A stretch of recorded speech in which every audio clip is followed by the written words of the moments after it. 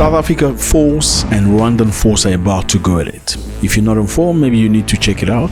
The French army handed over the last base in the Chadian army on Thursday. The army headquarters of the two countries announced on Thursday after strictly military ceremony putting an end to the historical presence of this in Sahel countries.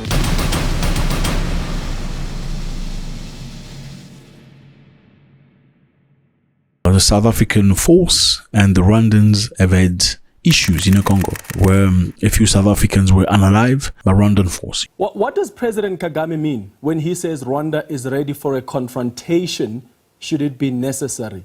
That's war talk, isn't it? And that's not a desirable solution for anyone. You know, Eastern DRC is bordering Rwanda. It doesn't border South Africa. The South African forces are at our border. We have no Rwandan forces at the border of South Africa. So we are in our country, so we don't have any aggressive posture against South Africa, but we are ready to defend ourselves if we are attacked by a coalition, including South African forces. You're probably asking yourself, how is Rwanda and South Africa fighting in Congo? It's a very interesting story. So the basis are South Africa has been in Congo for quite some time to help Congolese fight against rebels. And South Africa feels like the rebels are being supported by Rwanda. And therefore, South Africa wants to help Congo because South Africa is part of SADC. SADC is these countries right here. These are the countries of SADC, and Congo is part of it. So they have obligation to help each other in case of foreign country come and attack them. That's the reason why South Africa are in Congo, supporting the Congolese people in a war they've had for the last 30 years. The Congolese have accused Rwanda of supporting the rebels, and these rebels are not really rebels. They're actually Rwandese that are trying to take Congo, or a part of Congo that is very rich, that has minerals, gold, diamonds, and many other things. This is what Congolese people feel, and this is a message that Rwanda rejects. Rwanda feels like that part of land doesn't necessarily belong to Congolese people as they are described today. Historically, that land is not for them. So it's been a big issue between the South Africans and the Rwandans, because now, instead of fighting Congolese people, they fought the South African force, peacemaker force that was in Congo at that time. And many of them, body have been, taken back home. And very sad for the families. Now I want you to tell me, how do you feel about this? It's very hot right now. The president of Rwanda is not happy. He says Cyril Ramaphosa is two-faced. He says this and they says that, and Rwanda's ready. They are ready for anything. And South Africa dares even issue threats about what is likely to happen after that, and so on and so forth. Of course, we will see what threats they are talking about. I just want to know from you, how do you feel? Do you think Rwanda and South Africa will go at it? And if they went at it, who's going to win? Look, social media is very hot right now between Rwandese and South Africans. They're insulting each other big time, insulting one another. Some South Africans say Cyril Ramaphosa is too passive. He should go at it. They need to teach Rwanda a lesson. Some Rwandese are saying South Africa is not an experienced army. It's very interesting. They say South Africa has weapons, have modernity, they have technology, but they do not have the experience. We know that Rwanda has experience because they fought in 1994. They fought many situations, no doubt about that. We also know that South Africa has some very experienced people that have fought war in Angola, war in Mozambique, before apartheid, and many other things. They have special forces and stuff. How is that going to go, Rwanda against South Africa? Will South Africa fly aeroplanes to Rwanda and go and bombard? Or will they take the troops in the Congo? Big question mark. What's up, everybody? I hope you're doing good. It's a beautiful day. Thank you very much. If you want to know more about that story about South Africa, Congo, and Rwanda, we're going to make a video about it to talk about it in detail. That's just an overboard of what's happening, okay? South Africans joining Congo in accusing Rwanda of supporting M23, which Congolese people are saying are actually just Rwandans that are pretending to be Congolese. But the M23 people say they are not Rwandans, they are Congolese, from the Tutsi tribe. Tutsis are mostly people that you find in Rwanda, in Burundi, and in some part of the Congo. But Congolese reject there's no such people as Tutsi in the Congo. Rwanda say no, there are Tutsis in the Congo. But overall, everybody says Rwanda is just trying to take a big chunk of land that's rich in minerals and many other things. So we're going to find out about that. I'm going to make you a very nice video about that.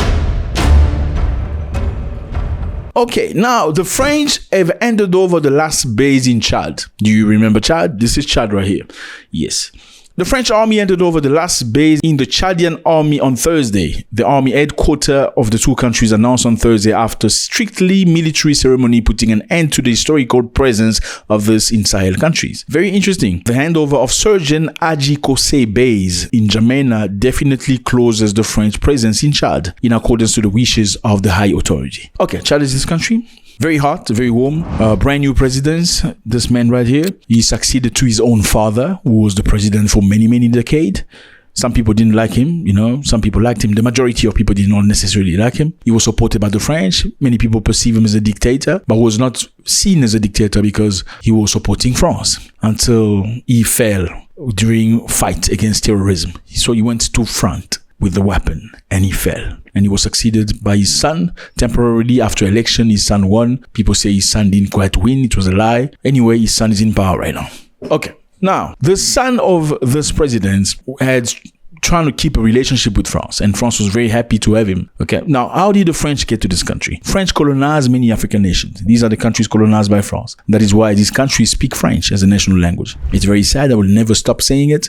In many of these countries, if you do not speak French nicely, like a white man, they see you as not very intelligent. Yes, they perceive you as unintelligent because you cannot pronounce like a Frenchman. It's like a British. Oh, give me some water.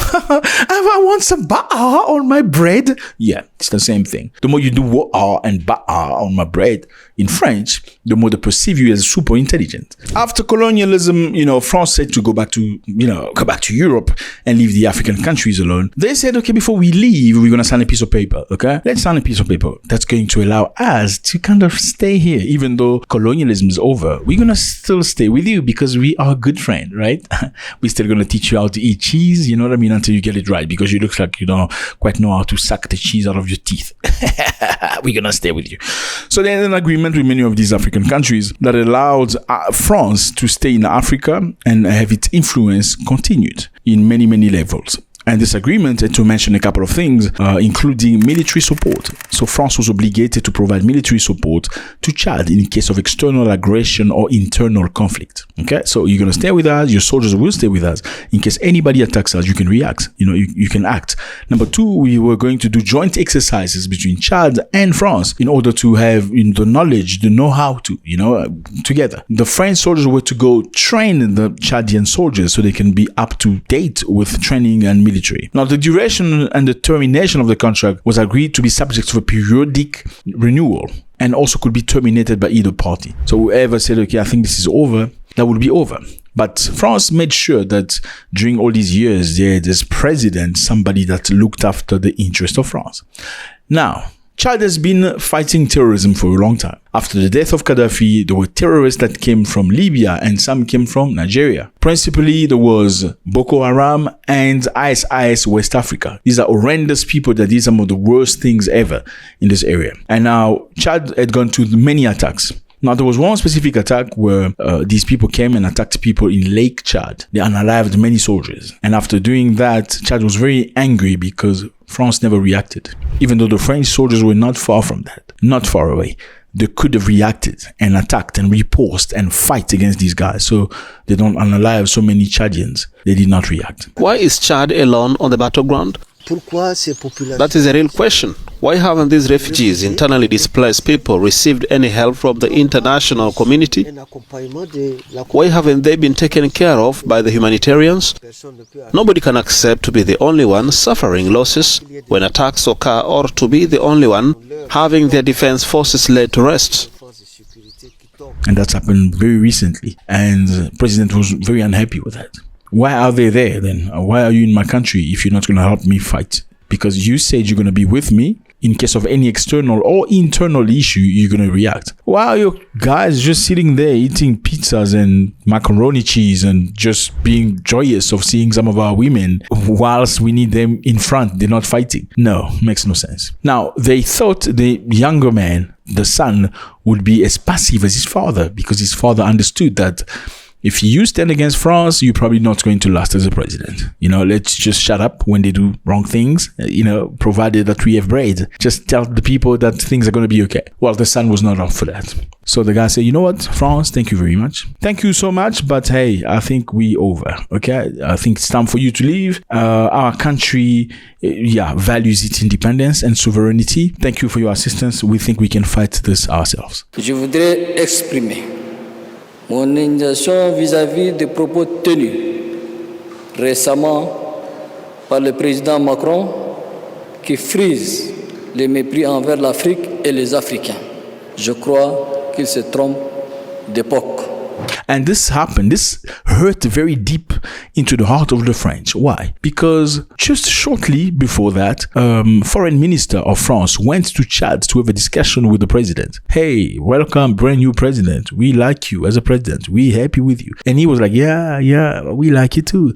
As soon as the guy took a flight, landed back in France, he said, thank you very much. We done with you guys. So they were very, very, very happy. They were caught off guard. So that was the reason why they were deeply affected. France refused to make a comment about that. Shortly later, there was a situation where people sort of tried to attack the presidential palace. What happened was an attack by 25 assailants, 24 to be precise, a sort of group of bandits who arrived armed with machetes and knives. They descended violently, stabbing the 4 guards who were present. 1 guard was killed, 2 others were seriously injured, and 1 sustained a lesser injury. And many people, suggested it could have been people sent by France and stuff. There's nothing to confirm this, but many things. Obviously, when you part ways with France, many people will definitely think immediately that France will be doing things that are crazy to make you go down. Is this true? Is it possible? It's possible, but are they doing it? We don't know. But Mali has accused France many times of helping terrorists with intelligence services. So Mali, this is Mali on the map. They went to the United Nations and say, we have confidence. We have proof that France has been arming and financing and providing intelligence services to these people that are terrorists. Le gouvernement renouvelle sa demande d'avoir une réunion spécifique du Conseil de sécurité qui lui donnera l'occasion de présenter des preuves concrètes des actes de duplicité, d'espionnage et de déstabilisation de la France à l'encontre du Mali, y compris le partage de renseignements et le largage de matériel au profit d'organisations criminelles. We have it. Just let us have a session because they needed to call a special session so they can provide their proof that they're not doing it and we can provide our proof so we can all see it and lay it to rest. The United Nations refused to give that because if this is true, it will make France look really, really, really bad. You know what I mean? And you must remember, whether this is true or not, Europeans don't sell each other out like that. They don't. I'm not saying France is necessarily doing that. You tell me, do you think they're doing it or not? Anyway, the next thing is next. Surely, Chad has pulled itself out of this, okay? It's very similar to what happened to Niger, Burkina Faso, and Mali. However, Niger, Burkina Faso, and Mali are one group. They are a confederation now. They have now one passport. Their phone calls are local. It's not international. They charge as local. They're like normal, everybody. You know what I mean? So they have no problem. They can visit each other. They're like one country. And with that comes one thing very important. Protection. So they have protection from one another. If one of them is attacked by somebody from outside, they will all react. That's exactly what happened when this guy here decided to go to Europe. You can see this guy, he's talking in Europe saying we are asking for your support because we want to go attack Niger. So that is why we find it important to come to Spain to talk to our partners from the European Union so that they understand what we are doing and give us the support that they are able to give us. That's what I'm saying to you, man. Your biggest enemy is somebody that looks like you. Don't lie to yourself, my brother. Oh, that guy's mine. No, I don't believe in that. Brotherhood must be proven. Look, unless we were born from the same stomach, came out of the same womb, there's nothing you can do about that. Even that, it's subject to some sort of reflection. But I'm saying people you meet in the street is, my brother, that's not your brother. I'm sorry. He's only your brother when he proves you that he's your brother. How many difficulties have you gone through together to sustain that idea that he's your brother? You don't know that man. I almost say that, you know what I mean.